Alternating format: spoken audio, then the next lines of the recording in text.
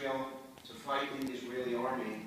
Right now we have lone soldiers. You would not believe where they come from. They come from Africa, they come from England, they come from Australia, especially the United States.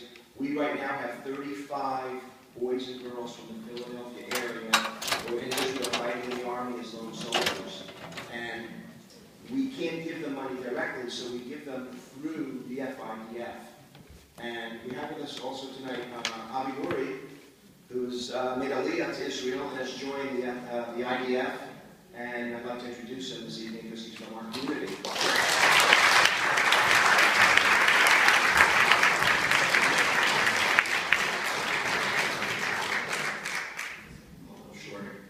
So I had a few prepared remarks, but before I start, I don't know if the Sopranos is still here. Perfect. A number of the songs that we heard tonight were actually by Naomi Shemna. And for the past 6 months, I've had the honor of living on her old kibbutz Nevet. And just a few weeks before I came home, I actually got the honor to play in her house, in her actual room, on her actual piano. So hearing that grounded me very much. So thanks for the introduction. My name is Lurie. About 6 months ago, I went on a journey, and I started my journey of becoming a lone soldier in the IDF. Now, I really didn't know what I was going into. I was about to enter a country where a good year is a year with less than 100 rockets. Now, that's a good year.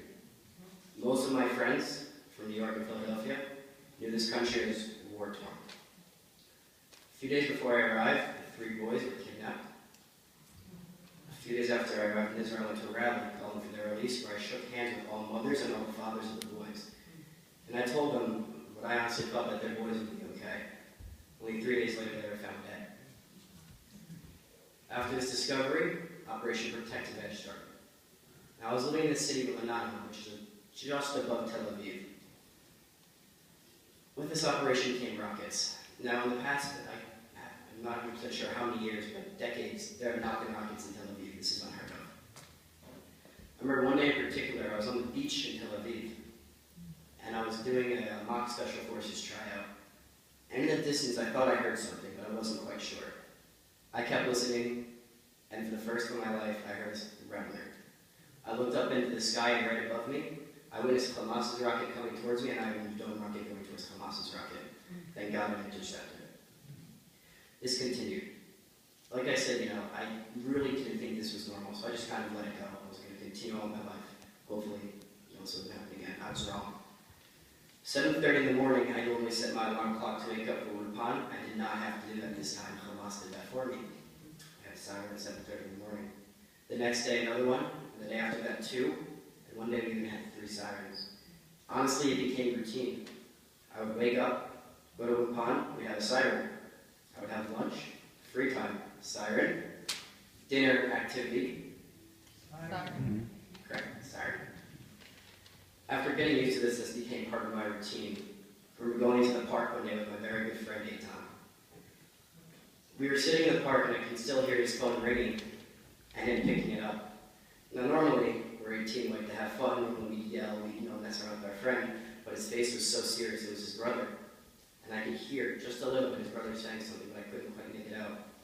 He hung up the phone and started crying. I said, "Eitan, what happened?" He said, "That was Adam." He said the following quote, "Eitan, I love you.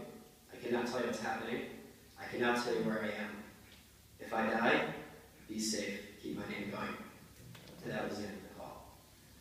Unfortunately, as we know, 67 soldiers were killed in this operation. Eitan's brother was one of them. As a group, we went with him to his brother's grave and we stood around it. At this point, there's 24 lone soldiers standing around the grave with one of our friend's brother's name on it. I'll never forget, our madrich came up to us and said, our counselor, he said, "Guys, imagine that's one of your names." And he walked away. I had no idea how to react. So I went to the biggest role model of my life, my father. I said, "Dad, what do I do?" And he asked me a simple question. "Do you still want to join? You know somebody who was killed. You've witnessed the rockets. Are you sure this is what you want to do?" I thought about it, and I can honestly say that I am more motivated than ever. And in only 17 days, I'll put on a uniform and become a lone soldier.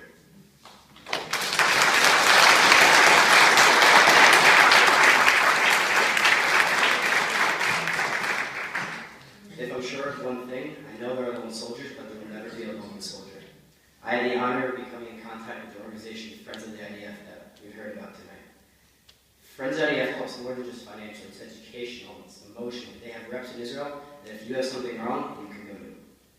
Now me, I haven't been enlisted, and I've already been impacted by this organization. I received a call one day saying that I had a grant waiting for me from Friends of the IDF. Now as an 18-year-old lone soldier in Israel, it can be kind of hard financially, buying my own groceries and small things. This grant made it possible for me to buy groceries and everything else that I needed, and it took such a weight off my shoulder I can't begin to describe. We've also learned tonight about a program called the Impact Program. I want to speak about one program in particular. It's called the Saban Lone Soldier Home. My senior year of high school, I did a community service project where I was able to help and learn more about different programs with Friends of the IDF and become in contact. The Saban Lone Soldier Home is being built in Jerusalem. It will house 1,800 lone soldiers on any given day who need a place to stay.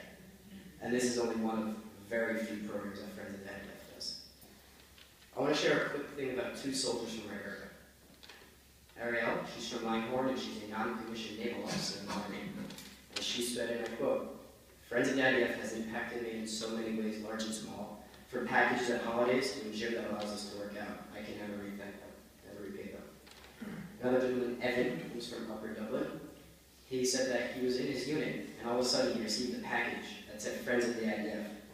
And he smiled because he knew one thing, that even though everybody else had their family, everybody else had their friends around them in Israel, he had Friends of the IDF to be with them.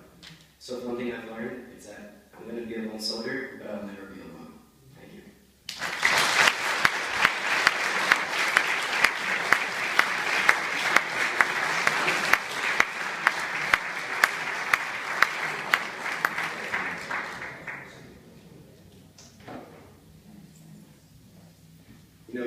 These programs are real, and what we did in New York City was we have the national office in New York City and our national board of directors. So the national board of directors in New York, each person on the board, we have a meeting twice a year. People fly in from as far as Panama to come to these meetings. And everyone sits at the meeting, we pick up a project, we pick up something we want to do, we pick up ideas with each other. One of the ideas that we had was all of the board members of the national board have decided to make donations to commit the money that it costs to run the internal organization. In other words, we have a number of employees in Manhattan now. We started with 3, we probably have 15 or 16. The board of directors has all agreed to donate the money to cover the whole overhead of the IDF, of the FIDF, so that when people donate money, they know that all of the money is going to the soldiers. There are very, very few organizations in this country, and if you look at the Charity Navigator on the internet, you will see that the FIDF is a 4-star rating. That's as high as it gets. So we're doing a good job. We have a lot of volunteers throughout the country. We have one more person that's going to say a few words to you, and that will close our program. Thank you.